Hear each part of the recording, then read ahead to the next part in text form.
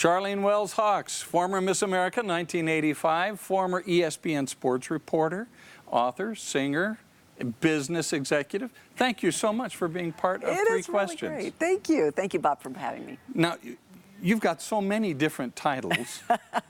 We've been told for so long that women can have it all. In your experience, is that true? Wow. You know what? No, I actually had to make a big decision after I had been with ESPN for a few years. I really couldn't do the kind of schedule that they wanted me to keep and have 3 little ones at home. I really couldn't. So I had to make the decision to leave ESPN after 7 years. But I did another 9 years of freelance, and for me, being a mom was really more important, and I had a lot more satisfaction out of it. Granted, there were a lot of fun times with ESPN, a lot of, you know, but I remember one time at home, I was watching, I had just turned down a big opportunity, and I was at home cleaning up a big mess on the floor on my hands and knees, you know, grape juice everywhere and kids just running amok. And I'm watching the NBA Finals. Oh. And the gal that took my place, I had been offered that job, you know, she looked all glamorous and wonderful, and she was doing the interviews, and I looked up and went, oh, did I make the right decision? But then I just had this thought, you know, I want my family. And it was like, okay, this is my family. This is what comes with it. Becoming Miss America in 1985 had to have been a huge, huge thing in your life. Yeah. Now with 34 years worth of perspective. You have to remind me of the decades, right? 34 years of perspective. Third of a century. As you look back, how did that achievement affect the trajectory of your life? You know, that's a really great question that after 34 years is something that you can look back on. And I remember I used to say something like, I hope it didn't really change it too much because I feel like I'm the same person. But it did open some doors. Right at the beginning, working here in the Salt Lake Valley on television while I was going to BYU, our school in broadcast journalism.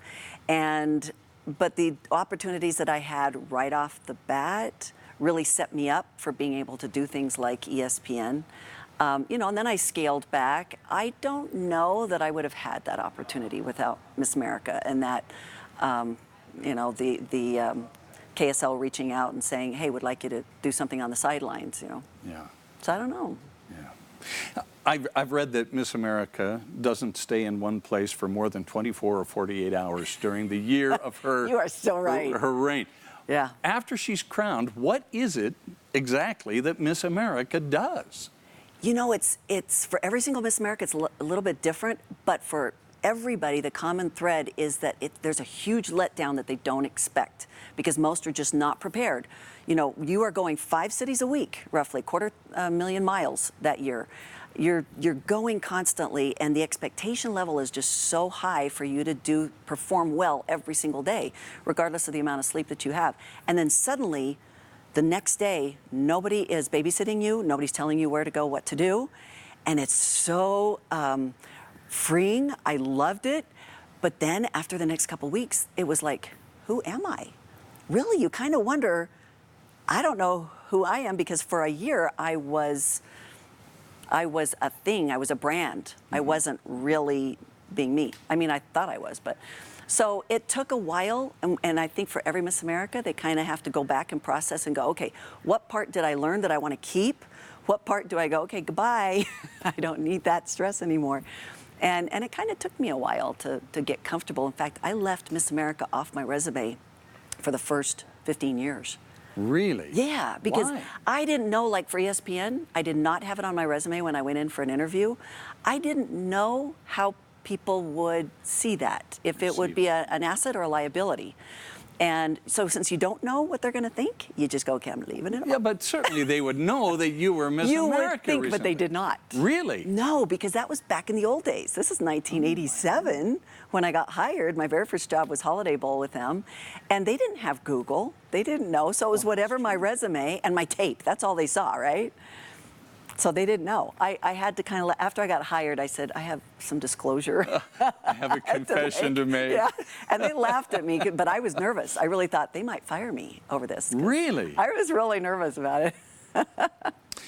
You were Miss America in 1985. You went to work for ESPN in 1987. You worked there for 5 years. 7 years full-time and another 9 years freelance. Okay, so you were in the public eye for quite some time. Yeah.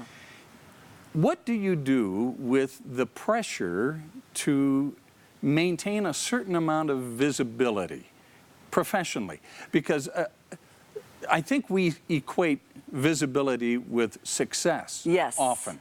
And that's so false.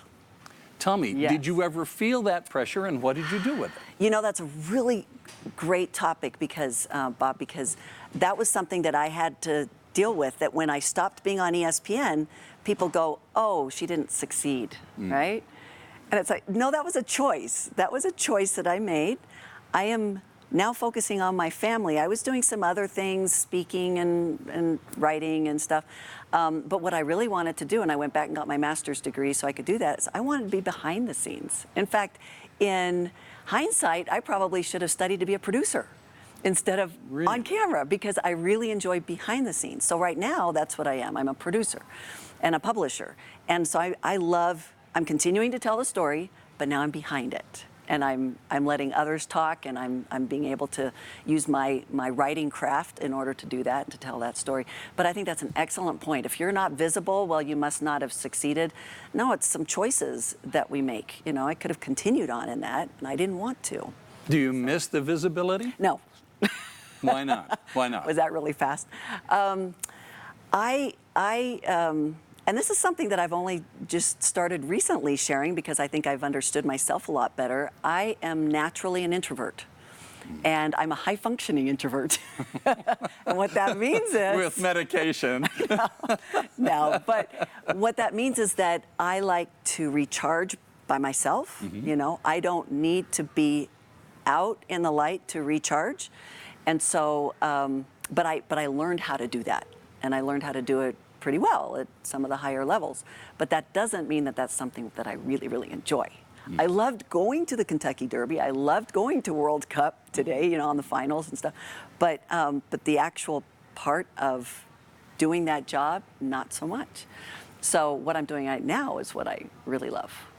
Some in the public eye will acknowledge that they are kind of a lightning rod, not a lightning rod, but holding up a light, so to speak. Yeah.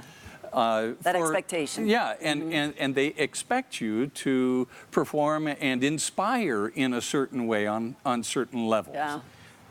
Did you ever feel like that? And did you ever feel like when you decided to step away from the limelight that you were leaving a responsibility that you had kind of assumed? You're so good at knowing that stuff. Yeah, it's like you've been around this a long time. A little bit. So yes, I have always felt a sense of duty to live up to the expectations, that I can't have a down day, you know, whether it's at work or whether it's just engaging with people, I can't. And here's when I first learned it. I had only been on the Miss America job maybe 2 or 3 months, and I'd come back here to Utah. I was at a jazz game. I was so excited to be with a couple of people my own age, which I hadn't been for a long time. I was so excited to just be doing some fun stuff that I didn't have to be on, you know, on stage. And some people came up to me, some little kids came up to me to sign some things. And what I think I did, because I got a note from somebody who had been sitting like a few rows behind, just chastising me. Oh, dear. Because I had signed it, and then I turned around and I must have rolled my eyes at my friends. Oh, no. And I got it. I got it. It's like, don't you ever do that. How dare you? Yeah, and they were right. They were right. I should always respect anybody that wanted my autograph, anybody that wants to talk to me. I have to pay complete attention to them, which is hard on my family sometimes. Yeah. Because I will be at an event or something, especially early on. I can't be the bad guy. I can't be the one that says, okay, I'm going. I need to stay there and focus on them and look at them and make them feel important. And not somebody else needs to pull me out. And sometimes that just didn't happen. So then my family's like, why are you still in there? Because I can't get away. Nobody rescued me. Nobody rescued me.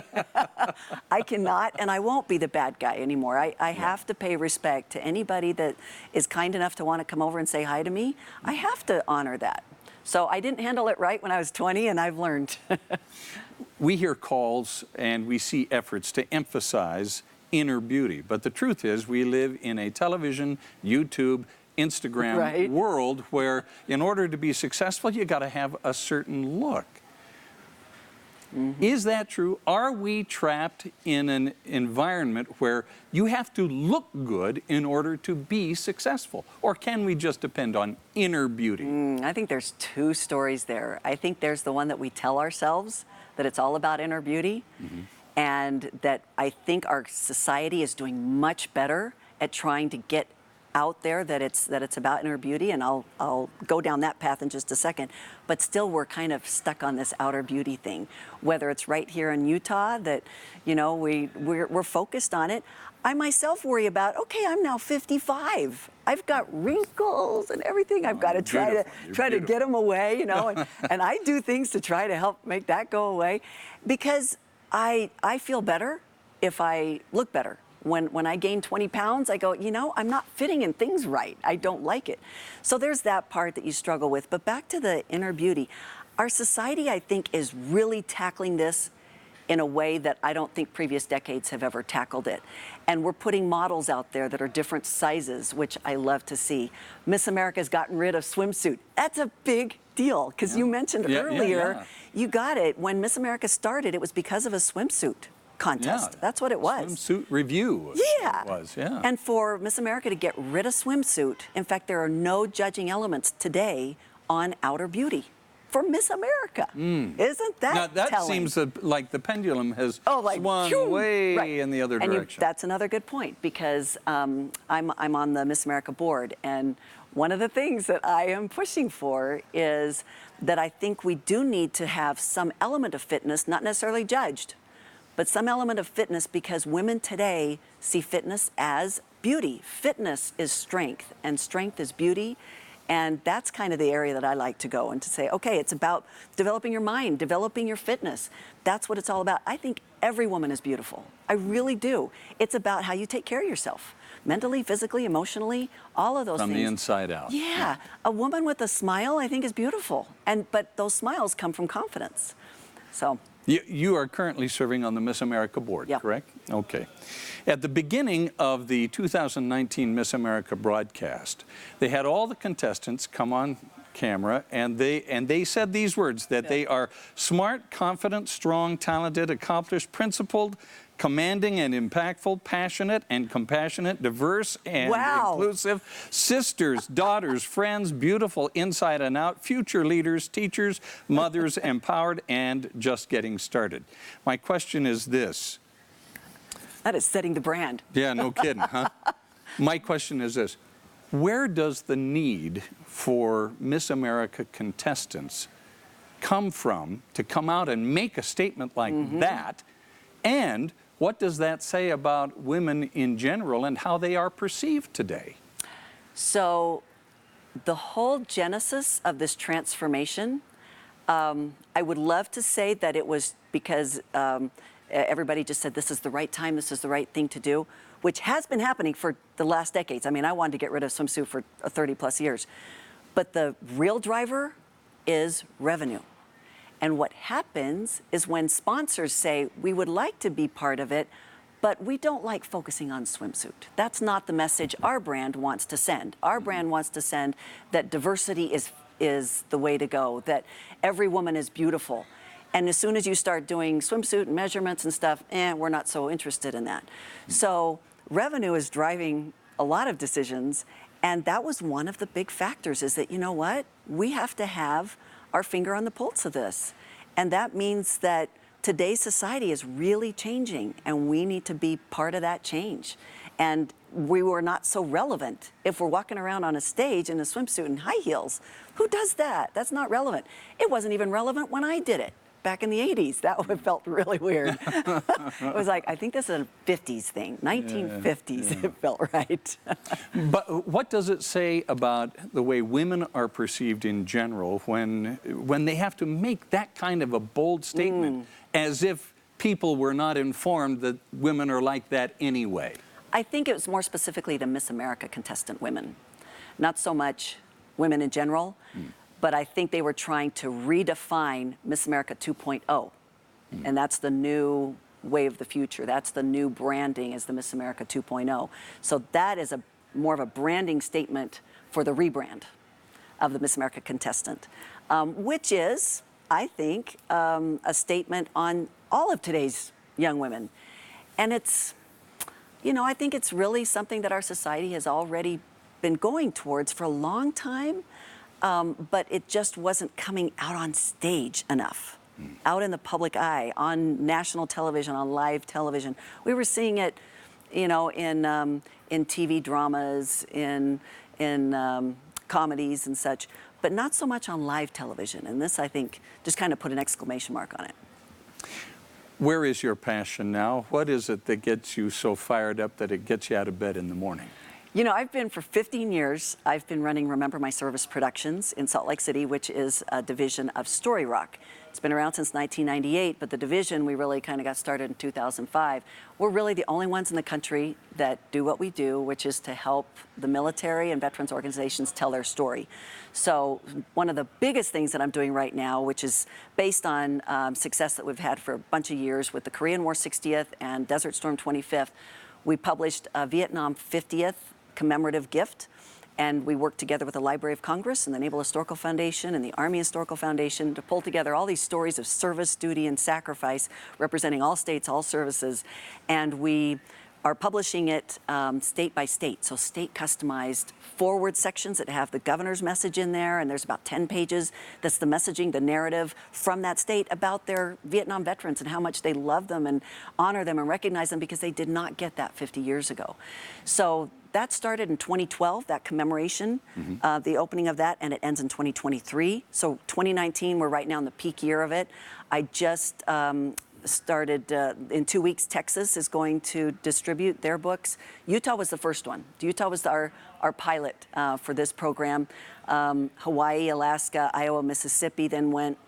Texas, Massachusetts, I just got them funded. We have about another 5 states that are pretty close to going to print, but I have all states that are ready to go to print. And I work with all the Veterans Affairs directors in all 50 states. And so we work with them and talk with them on all this distribution to give these gifts.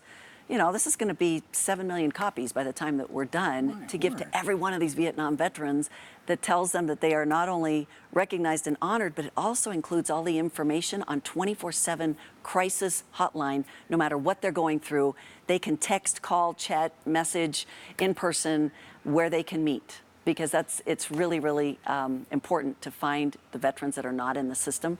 One last thing on that, Secretary Wilkie, who is the Secretary of Veterans Affairs, the last few months has been just hitting it hard that he said of the 20 veteran suicides every day, 14 of them are not in the system. And the vast majority are Vietnam veterans. So what does that mean? We got to find them and bring them into the system and get them the help that they want, that they need, you know, whether it's health benefits or economic benefits. There's a lot of them that are not getting their economic benefits. So. You have done a lot of work with the veterans and their families over the years since, I guess, what, 2007? 2005. Yeah. Was it? And, in fact, the Secretary of Defense has appointed you to a special committee on women in the armed forces. Yeah. Where does this draw come from for you? I mean, why are you drawn to the military this way? Isn't that interesting? It was accidental. I got pulled in. I mean, I am so proud of my dad, who's a World War II veteran. He's 91. He's one of the youngest ones. In fact, he was so young at the time during World War II. He was in training when World War II ended. So he never went over there, but he's still a World War II veteran. But I have uncles who served. My mom has 4 brothers that served in the World War II, Korea, and Vietnam Wars, so between them 95 years of service. But I actually just kind of got pulled into it, and the more I got pulled into it, the more I realized your story is not being told enough, and they're just not connected to the American people like they used to be back in the 50s, you know, because now it's less than 1% who serve in the military. So when you think of that, that's just not a whole lot of connection between the regular American civilian and our military. And so when I got pulled in, the more I got interested, the more I got involved, and that position that I was appointed to just barely finished up my 4-year term in March, and that was the Defense Advisory Committee for Women in the Services. And we went through some incredible changes. That was when the combat exclusion policy was lifted, and women could then serve anywhere where their talents were needed. And that was more about talent than anything else. It was just opening the talent pool. You know, when you think about 50%, over 50% of all women or I'm sorry, of all college students are women. Over 50% are graduate or female graduates. You know, we need that talent pool. So that's what it opened up. Your work with Story Rock has gone on now for, what, 15 years? Yeah. How important is it for us to leave a story for our children and grandchildren and great-grandchildren, Yeah. et cetera, et cetera? I really like how you put that. It's leaving a story. It's not so much writing in a journal of this is what I did today. It's about those stories in your life, and packaging what you learn in these stories. And I think it really does matter whether it's something that you share with your kids in a journal format that sometimes they look at. What I'm doing, because I'm not so good at writing a journal, is I write a letter to my kids about every other year, and I'm saving it. They're not even seeing it. Oh, wow. I'm just saving it, and it's things that I'm noticing, you know, and things that maybe that I've learned that year. And so that way it's a little bit more packaged in a way they're going to care about. Because I remember somebody telling me one time, why should I write in a journal? Because I don't even read my grandpa's journal that he left, and nobody's going to care. But, you know, they care if there's stories and pictures. Yeah. Stories with pictures, just kind of do the editing for them. Because if there's too much out there, they're going to go, oh gosh, I don't want to read all these details. I want to know the stories. When you talk to prominent, successful people who happen to be Latter-day Saints, there seems to be an impression that it doesn't really matter so much anymore what religion they are in the way they are received. But you grew up professionally in a time when being a Latter-day Saint was more of a talking point. Oh, that's a good point. What has changed in all of this time? I think from my perspective, I think we have become less judgmental as a society, which is what I really like. And when I say as a society, I'm talking about the Latter-day Saint society. I like seeing the less judgmental. There's still those that are way on the right for judgment, but I think we have become a lot more caring, a lot more loving, which is, I think, exactly what Gospel of Jesus Christ is about, which is about just loving and caring every walk of life, anybody who's trying, and those who aren't trying, you just gotta love them all.